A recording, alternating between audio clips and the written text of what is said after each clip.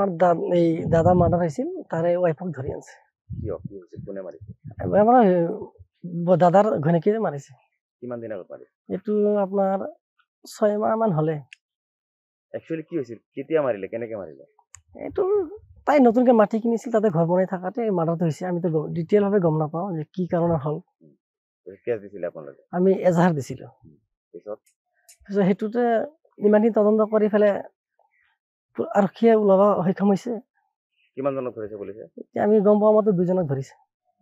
কোন কোন হেতি গল এজন হল বিহাৰৰ ল'ৰা তাৰ ঘৰ হল বিহাৰ ছাপ্ৰা জিলাত বিহাৰৰ পৰা কেনেকে বিহাৰ পৰা এইটো আমাৰ আলহীয়া আছিল ল'ৰাটো আমাৰ মাহী ল'ৰা হয় আছিল প্ৰেমৰ সম্পৰ্ক আছিল নিজৰ নাম কি নাম সন্তোষ কিবা নাম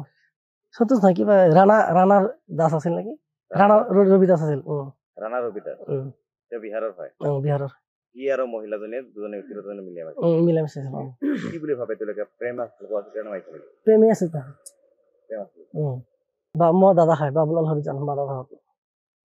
শাস্তি মানে ফাঁসিৰ অৰ্ডাৰ হ'ব লাগে আমাৰ গাঁৱৰ মানে আমাৰ ঘৰৰ লগত এই আমাৰ বিহাৰী মানুহ আছে বাবুলাল হৰিজন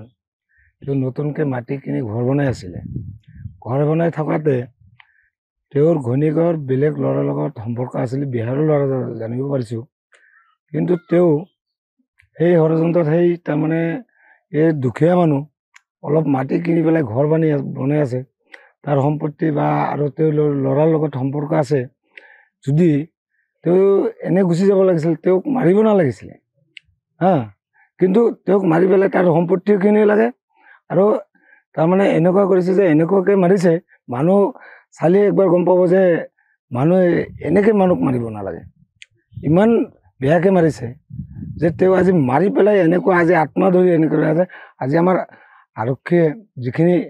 আত্মা ইমান কষ্ট কৰি পেলাই তেওঁলোকক ধৰিছে এই ল'ৰাটোক আমি শুনামতে বেংগলৰ পৰা আমাৰ আৰক্ষীয়ে লৈ আহি আছে তাৰ ঘৈণীয়েকক কালি আবেলি বেংকৰ পৰা উঠাইছে সেইকাৰণে আমি এইটোৱে খোজোঁ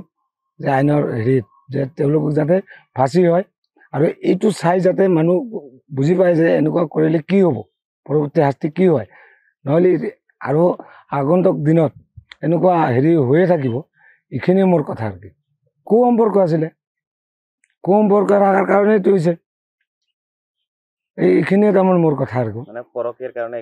পৰকীয়া প্ৰেম তেওঁলোকৰ সম্পত্তি লোভত আৰু তেওঁলোকৰ পৰকীয়া প্ৰেম যে তেওঁক মাৰি পেলালে তেওঁ সম্পত্তিখিনি পাম এই তেওঁক হাজিৰা কাম কৰা খোৱা মানুহ তেওঁৰ এই নতুনকৈ এটা ঘৰ বনাই আছে 1 বিঘা মাটি কিনিছে তাত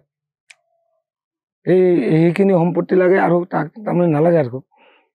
এনেকুৱা আৰু যিকোনো খবৰৰ বাবে যোগাযোগ কৰক